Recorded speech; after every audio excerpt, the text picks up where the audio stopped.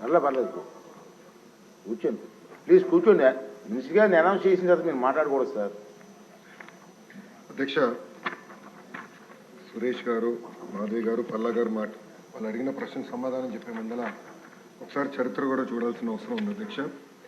అధ్యక్ష 1994 ముందల teacher recruitment అంట జిల్లా స్థాయిలో జిల్లా పరిషత్ ఆధ్వర్యంలో జరుగుతుంది. అధ్యక్ష 1994లో సంస్కరణలు తీసుకొచ్చిన తర్వాత అది సెంట్రల్గా జరుగుతుంది మొదలైంది. అధ్యక్ష 1994 నుంచి ఇప్పటి వరకు మనం ఒక్కసారి కానీ చూస్తే 15 డిఎస్సీలు అధ్యక్ష తెలుగుదేశం పార్టీ హయాంలోనే నిర్వహించడం జరిగింది. అధ్యక్ష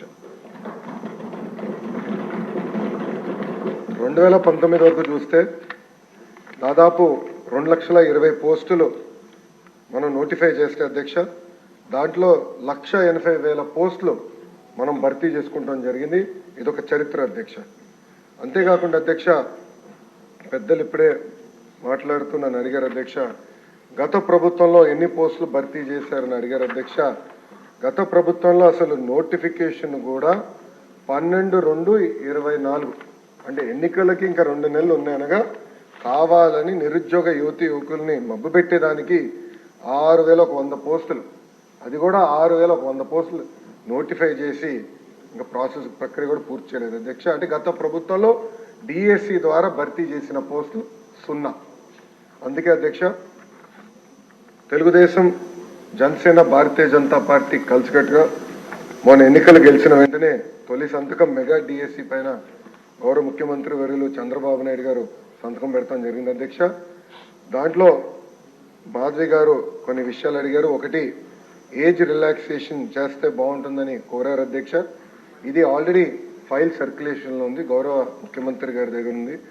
ఆ ఫైల్ సర్క్యులేట్ అయినా తిరిగి వచ్చిన తర్వాత ఎంత ఏజ్ రిలాక్సేషన్ చేశామనే దానికి నేను సమాధానం చెప్పగలుగుతా అధ్యక్ష. అదేవిధంగా అధ్యక్ష పల్లా శ్రీనివాస్ గారు కూడా ఎప్పటికలా ఈ డిఎస్సి ప్రక్రియ పూర్తి చేస్తానని కోరారు. కొన్ని విషయాలు లీగల్ వెళ్ళాము. నేను అనుకుంటాం నెక్స్ట్ అకాడమిక్ ఇయర్ ప్రారంభమైన 1 నెల అటు ఇటుగా డిఎస్సి పూర్తి చేయాలనే లక్ష్యంగా మేమందరం పనిచేస్తున్నాం అధ్యక్ష.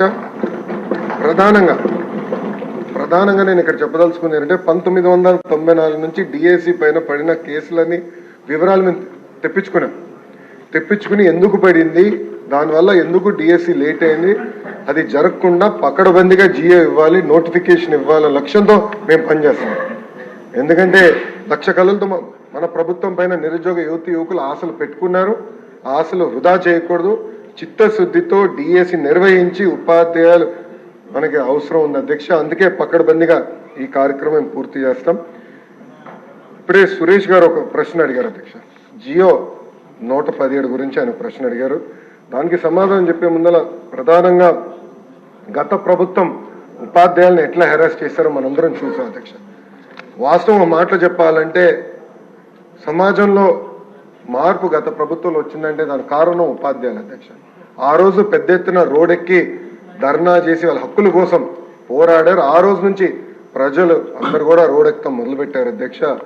సో ఉపాధ్యాయుల్ని కూడా రాబోయే రోజుల్లో ఈ ఆంధ్రప్రదేశ్ మోడల్ ఆఫ్ ఎడ్యుకేషన్లో భాగస్వామ్యం చేయాల్సిన అవసరం ఉంది అధ్యక్ష. గత ప్రభుత్వంలో అధ్యక్ష సుమారుగా 6 లక్షల మంది విద్యార్థులు ప్రభుత్వ పాఠశాలలో తగ్గిపోయారు అధ్యక్ష. ఇది ఆందోళనకరమైన పరిస్థితి.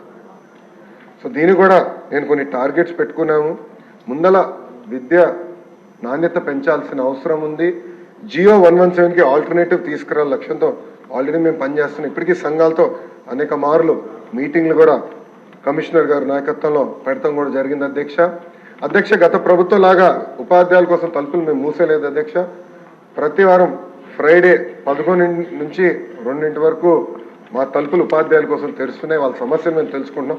ఒకవేళ వాళ్ళు రాకపోతే మా కమిషనర్ గారే సంఘానికి ఫోన్ చేసి మీరు ఎందుకు రాలేదు, మీకు టైం ఇచ్చాం కదా అని ఉల్టా మేమే ప్రశ్న అడిగి వాళ్ళని కూర్చోబెట్టుకుని, ఎందుకంటే మేము కూడా చాలా నేర్చుకోవాల్సిన అవసరం ఉంది అధ్యక్ష. ఎందుకంటే ఫీల్డ్లో ఉండేది ఉపాధ్యాయులు, సెక్రటరియట్లో ఉండేది మంత్రి గారు. ఫీల్డ్ రియాలిటీలు తెలుసుకోవాలంటే కంపల్సరీ ఉపాధ్యాయులతో మాట్లాడాల్సిన అవసరం ఉంది. నిరంతరం మేము చర్చిస్తున్నాం. గత 5 నెలలుగా చర్చలు జరుపుతున్నాం. జియో 117కి త్వరలోనే ఒక ఆల్టర్నేటివ్ తీసుకొస్తామని ఈ సభాముఖంగా ఉపాధ్యాయులకి గౌరవ సభ్యులు సురేష్ గారు కూడా నేను హామీ ఇస్తున్నా అధ్యక్ష.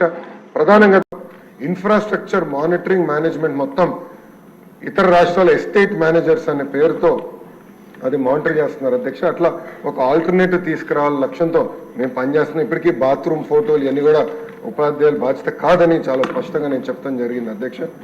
సో చాలా క్లియర్ గా ఆంధ్రప్రదేశ్ మోడల్ ఆఫ్ ఎడ్యుకేషన్ తీసుకొచ్చే బాధ్యత మేము తీసుకుంటాం అధ్యక్ష. అధ్యక్ష చివరిగా ఒక మాట చెప్దాల్చుకున్నాను అధ్యక్ష. గతంలో కూడా ఉపాధ్యాయుల పైన వాళ్ళు ధర్నాలు చేసినప్పుడు అనేక కేసులు గత ప్రభుత్వం పెట్టింది. ఆ కేసులన్నీ కూడా సరైన కేసులు కావు, దొంగ కేసులు. ఎట్లయితే మీ పైన పెట్టారు, నా పైన పెట్టారు, అట్లనే ఉపాధ్యాయుల పైన దొంగ కేసులు పెట్టారు అధ్యక్ష. ఇప్పటికీ నేను డీజీ గారితో కూడా మేము చర్చించాం. ఆ కేసులు కూడా త్వరలోనే మన ప్రభుత్వం తీయబోతుందని సభాముఖంగా ఉపాధ్యాయులందరూ నేను ఆలోచిస్తున్నాను. క్వశ్చన్ నెంబర్ 27 అండి. సాంఘిక సంక్షేమ మంత్రి శాఖ మంత్రి